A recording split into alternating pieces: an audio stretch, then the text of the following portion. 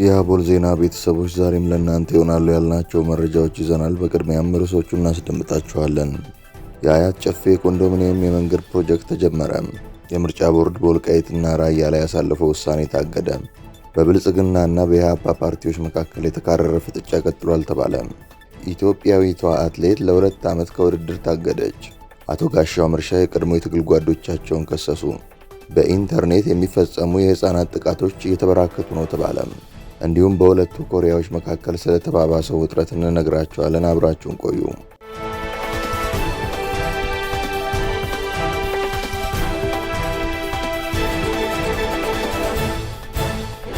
ሰላም ጤና ይስጥልን። ይህ አቦል ዜና ነው። ክቡራን አድማጭ ተመልካቾቻችን ሰላማችሁ ይብዛ፣ ጤና፣ ፍቅር፣ ደስታ በእያንዳንዳችሁ ጎጆ ይግባ። ትኩስ ትኩሱን እፍታ ፍታውን ለእናንተ ለተከበራችሁት ይዘን መጥተናል። ቻናላችንን ላይክ፣ ሼር እና ሰብስክራይብ በማድረግ አጣጥሙልን፣ ለወዳጅ ዘመድም አጋሩልን። እናመሰግናለን። በብልጽግናና በኢህአፓ ፓርቲዎች መካከል የተካረረ ፍጥጫ ቀጥሏል ተባለ። ኢትዮጵያ ለ7ኛው ሀገራዊ ምርጫ በምትዘጋጅበት በዚህ ወቅት በገዢው ብልጽግና ፓርቲና በተቃዋሚ የኢትዮጵያ ሕዝባዊ አብዮት ፓርቲ ኢህአፓ መካከል ያለው ፖለቲካዊ ፍጥጫ እጅግ ተካሮ ቀጥሏል። የሁለቱ ፓርቲዎች ከፍተኛ ተወካዮች በሰጡት መግለጫ በሀገሪቱ የወደፊት አቅጣጫ፣ በምርጫው ተአማኒነትና በፖለቲካዊ ታሪክ ላይ ፍጹም ተቃራኒ የሆኑ አቋሞችን አንጸባርቀዋል። የብልጽግና ፓርቲ ህዝብ ግንኙነት ኃላፊ ፈዲላ በያም የጠቅላይ ሚኒስትር አብይ አህመድን መደመር ፍልስፍና በሀገር ውስጥ ሰፋፊ ለውጦችን ያመጣና በአህጉር ደረጃ መነቃቃትን የፈጠረ ብቸኛ አማራጭ አድርገው አቅርበውታል። ፈዲላ ኢህአፓ በመደመር ላይ የሚሰነዘረውን ትችት አስቂኝ ሲሉ የጠሩት ሲሆን ፓርቲው ባለፉት 60 ዓመታት በኢትዮጵያ ፖለቲካ ውስጥ ቢቆይም ለሀገር ችግር አንድም የተሰነደ መፍትሄ ማቅረብ ያልቻለ አይዲያ ቢስ ነው ብለውታል። በተጨማሪም ኢህአፓ ብዙ ትውልዶችን ቀጥፎ የበላ ፓርቲ መሆኑን በመጥቀስ ይቅርታ ሳይጠይቅ ዛሬ ላይ የዲሞክራሲ ተሟጋች ሆኖ መቅረቡ ጥያቄ እንደሚፈጥርባቸው ገልጸዋል። ብልጽግና በክርክሮች ወቅት የሚሰነዘሩ ስድቦችን የማይመልሰው የህዝቡን ሞራል ለማክበርና ከፓርቲው ግዝፈት ጋር የማይመጥን በመሆኑ እንደሆነም አክለዋል። በሌላ በኩል የኢህአፓ አመራርና የትብብር ለኢትዮጵያ አንድነት ጥምረት ጸሐፊ ሚስጥረ ስላሴ ታምራት አሁን ያለው የምርጫ ድባብ ነፃና ዲሞክራሲያዊ ለመሆን ዝቅተኛ መስፈርት እንኳን አልተሟላም ሲሉ በጠንካራ ቃላት ሞግተዋል። ሚስጥረ ስላሴ እንደሚሉት ፓርቲያቸው ከ1300 በላይ እጩዎችን በማቅረብ ቢዘጋጅም በምርጫው ለመሳተፍ ግን 3 መሰረታዊ ቅድመ ሁኔታዎችን አስቀምጧል። እነሱም የፖለቲካ እስረኞች ያለምንም ቅድመ ሁኔታ መፈታት፣ በአማራና በሌሎች አካባቢዎች ያሉ ግጭቶች መቆም እንዲሁም ገለልተኛ ዓለም አቀፍ ታዛቢዎች መገኘት ናቸው። በከተማ ውስጥ ስብሰባ ለማድረግ እንኳን ፈቃድ በማይሰጥበት ሁኔታ ምርጫውን ነፃ ማለት እንደማይቻል ገልጸው ገዢው ፓርቲ የሰላማዊ ፖለቲካ ምህዳሩን እያጠበበው እንደሆነ ተችተዋል። ሚስጥረ ስላሴ ፓርቲያቸው የሚከተለውን የሶሻል ዲሞክራሲ አይዲዮሎጂ በማብራራት ትኩረቱ በሰፊው መካከለኛ መደብ ላይ ያተኮረና ፍትሐዊ የሀብት ክፍልን የሚያረጋግጥ መሆኑን ገልጸዋል። ለጦርነት ቢሊዮን ዶላሮችን የሚያገኝ መንግስት ለልማትና ለማህበራዊ ደህንነት ሀብት የለኝም ሊል አይችልም በማለት የመንግስትና የሀብት አጠቃቀም ተችተዋል።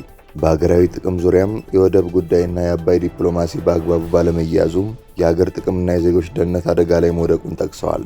ፈዲላ በያ የብልጽግናን ስልጣን በታሪክና በተግባራዊ ለውጦች ለመከላከል ስትሞክር፣ ሚስጥረ ስላሴ ታምራት ደግሞ የወቅቱን የጸጥታ ሁኔታ፣ የሰብአዊ መብት አያያዝና የምርጫውን ተአማኒነት በመጠየቅ ስርዓቱ ላይ ከፍተኛ ዲፕሎማሲያዊና ፖለቲካዊ ጫና እያሳረፉ ይገኛሉ። ይህ ፍጥጫ በኢትዮጵያ ፖለቲካ ውስጥ በአሮጌውና በአዲሱ ትውልድ እንዲሁም በገዢውና በተቃዋሚው ጎራ መካከል ያለውን ጥልቅ ልዩነት አጉልቶ ያሳያል። ኢትዮጵያዊቷ አትሌት ለ2 ዓመት ከውድድር ታገደች። በዓለም መካከለኛ ርቀት ሩጫ ከሚጠቀሱ ስመጥር አትሌቶች አንዷ የሆነችው ኢትዮጵያዊቷ ድርቤ ወልተጂ የእጽ ምርመራ ናሙና ለመስጠት ፈቃደኛ ባለመሆን በደረሰባት ቅጣት ለ2 ዓመታት ከማንኛውም ስፖርታዊ ውድድር መታገዷ ተገልጿል። በስዊዘርላንድ ላውዘን የሚገኘው ዓለም አቀፍ የስፖርት የግልግል ፍርድ ቤት ትናንት ሐሙስ ባወጣው መግለጫ አትሌቷ ባለፈው ዓመት የዶፒንግ ምርመራ ናሙና ለመውሰድ የተደረገውን ጥረት ባለማክበሯ ቸልተኛ ሆና ተገኝታለች ብሏል። የዓለም አትሌቲክስ ተቋም አትሌቷ ለ4 ዓመታት እንድትታገድ ጠይቆ የነበረ ቢሆንም ፍርድ ቤቱ ግን ድርጊቱ ሆን ተብሎ የተፈጸመ አለመሆኑን በመቀበል ቅጣቱን ወደ 2 ዓመት ዝቅ አድርጎላታል። ይህ የእገዳ ጊዜ እንደ አውሮፓውያን አቆጣጠር በሰኔ 2027 የሚጠናቀቅ ሲሆን ይህም ድርቤ በ25 ዓመቷ በ2028 የሎስ አንጀለስ ኦሎምፒክ ላይ ለመሳተፍ ብቁ እንድትሆን እድል ይሰጣታል። እንደ አውሮፓውያን አቆጣጠር በ2023 የዓለም ሻምፒዮና በ1500 ሜትር የብር ሜዳሊያ ያስገኘችው ድርቤ ቀደም ሲል በኢትዮጵያ የዶፒንግ መቆጣጠሪያ ተቋም ነጻ ተብላ የነበረ ቢሆንም የዓለም አትሌቲክስ ባቀረበው ይግባኝ ምክንያት ባለፈው የቶኪዮ ዓለም ሻምፒዮና ዋዜማ ከውድድር ውጭ መደረጓ ይታወሳል። አቶ ጋሻው መርሻ የቀድሞ የትግል ጓዶቻቸውን ከሰሱ። ዶክተር ደሳለኝ ጫኔና አቶ ክርስቲያን ታደለ የሻዕቢያን የውክልና እንቅስቃሴ ሲያካሂዱ ነበር ብለዋል። የአማራ ብሔራዊ ንቅናቄ አብን ከፍተኛ አመራር የሆኑት አቶ ጋሻው መርሻ ከፓርቲው ተለይተው ስለሚገኙት አመራሮች በሰጡት ጠንከር ያለ መግለጫ ዶክተር ደሳለኝ ጫኔና አቶ ክርስቲያን ታደለ የሻዕቢያን የውክልና ተልዕኮ ሲያራምዱ ነበር ሲሉ ከሰሱ። አመራሩ ከኤቢሲ ጋር ባደረጉት ቆይታ በፓርቲው ውስጥ ተፈጥሯል የሚባለውን ክፍፍል በማስተባበል እነዚህ ግለሰቦች ከፓርቲው የተባረሩት በስነ ምግባር ጉድለትና ከድርጅቱ የፖለቲካ መስመር ውጭ በመንቀሳቀሳቸው መሆኑን አስታውቀዋል። አቶ ጋሻው እንደገለጹት እነ ዶክተር ደሳለኝ የሚያደርጉት ትግል ለአማራ ሕዝብ የሚደረግ ሳይሆን የኤርትራውን የሻዕቢያውን ፍላጎት የሚያስፈጽም ነው። ግለሰቦቹ የፓርቲውን አቋም ሳይሆን የግል አጀንዳቸውን ሲያራምዱ በመገኘታቸው በስነ ምግባር ጉድለት ከፓርቲው እንዲባረሩ ተደርጓል።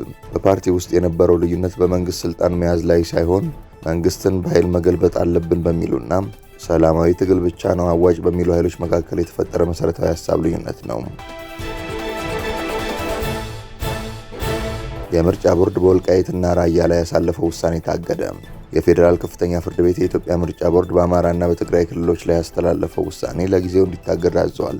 የፌዴራል ከፍተኛ ፍርድ ቤት በኢትዮጵያ ምርጫ ቦርድ በአማራ ብሔራዊ ክልላዊ መንግስትና በትግራይ ክልል አከራካሪ የምርጫ ክልሎችን አስመልክቶ የሰጠው ውሳኔ ለጊዜው ታግዶ እንዲቆይ ትዕዛዝ አስተላልፏል።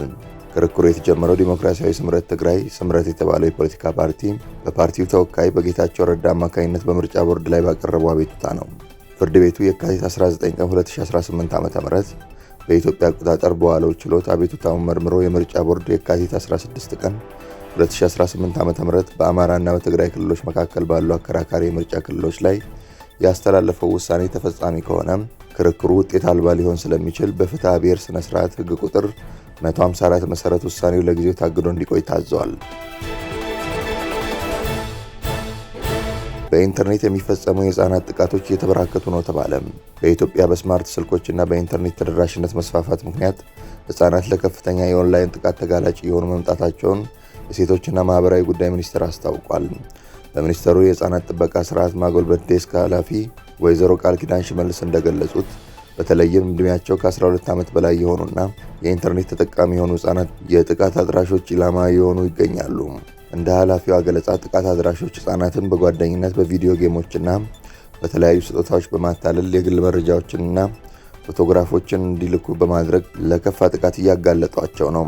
በተጨማሪም ህፃናት ስለ ኢንተርኔት ጉዳት ያላቸው እውቀት አነስተኛ መሆኑና ወላጆች ልጆቻቸው በቴክኖሎጂ ምን እንደሚሰሩ በቂ ክትትል አለማድረጋቸው ጉዳዩን አሳሳቢ አድርገዋል። ጥቃቶች ሚስጥራዊ ስለሚሆኑ በቁጥር ደረጃ መረጃዎችን ለማግኘት አሁንም ስራዎች እንደሚቀሩ የሚጠቁሙት ኃላፊዋ ይህንን ስር የሰደደ ችግር ለመፍታት ሚኒስቴሩ ከኢትዮጵያ ቴሌኮም፣ ከኢንፎርሜሽን መረብ ደህንነት አስተዳደር፣ ከዩኒሴፍ እና ከቻይልድ ፈንድ ጋር በቅንጅት እየሰራ መሆኑን ገልጸዋል። የአያት ጨፌ ኮንዶሚኒየም የመንገድ ፕሮጀክት ተጀመረ። በአያት ጨፌ የጋራ መኖሪያ ቤቶች የመንገድ ፕሮጀክት አስፋልት የማንጠፍ ስራ በማከናወን ላይ መሆኑ ተገለጸ። የአዲስ አበባ ከተማ መንገዶች ባለስልጣን በአያት ጨፌ የጋራ መኖሪያ ቤቶች የውስጥ ለውስጥ መንገድ ፕሮጀክት አስፋልት የማልበስ ስራ እያከናወነ ነው። የመንገድ ፕሮጀክቱ በራስ ኃይል ምስራቅ መንገድ ግንባታ ፕሮጀክት ጽሕፈት ቤት እየተገነባ እንደሚገኝ የተገለጸ ሲሆን 1.2 ኪሎ ሜትር አስፋልትና 910 ሜትር ኮብል በአጠቃላይ 2.1 ኪሎ ሜትር ርዝመት የሚሸፍን የውስጥ ለውስጥ መንገድ እየተገነባ መሆኑን ገልጸዋል። አሁን ላይ 560 ሜትር ርዝመትና 30 ሜትር የጎን ስፋት የሚሸፍነው ዋናው መንገድ አስፋልት የማልበስ ስራ እየተከናወነ የሚገኝ ሲሆን በኮብል ደረጃ የሚገነባው የመንገዱ ክፍል ደግሞ በሰርቪስ ደረጃ ላይ እንደሚገኝ ጨረታው ገልጿል። በቀጣዮቹ የበጋው ወራት የኮብልና የአስፋልት ንጣፍ ስራዎችን ሙሉ ለሙሉ በማጠናቀቅ ለአገልግሎት ለማብቃት በትኩረት እየተሰራ እንደሚገኝ ኢንጂነር ዳግም ተናግረዋል። ባለስልጣን መስሪያ ቤቱ ከአያት ጨፌ ኮንዶሚኒየም የመንገድ ፕሮጀክት በተጨማሪም በየካ ጣፎ በአራብሳ 5 እና 6 የጋራ መኖሪያ ቤቶች እያከናወነ የሚገኘውን የውስጥ ለውስጥ የመንገድ ግንባታ ሙሉ ለሙሉ በማጠናቀቅ ለአገልግሎት ለማብቃት በራስ ኃይል ርብርብ እየሰራ ይገኛል።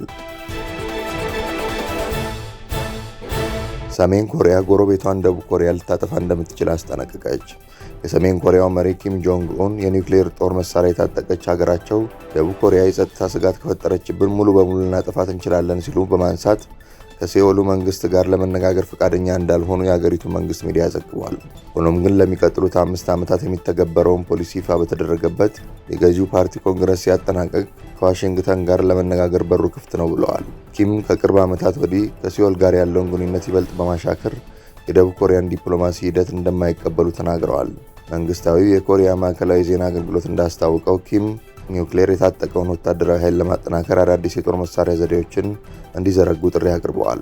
ከዚህም መካከል ከውሃ ውስጥ የሚተኮሱ አህጉር አቀፍ ባላስቲክ ሚሳይሎችና የታክቲካል የኒውክሌር ጦር መሳሪያ እንደ መድፍና የአጭር ርቀት ሚሳይሎች ደቡብ ኮሪያ ላይ ያነጣጠሩ እንዲሆኑ አዘዋል።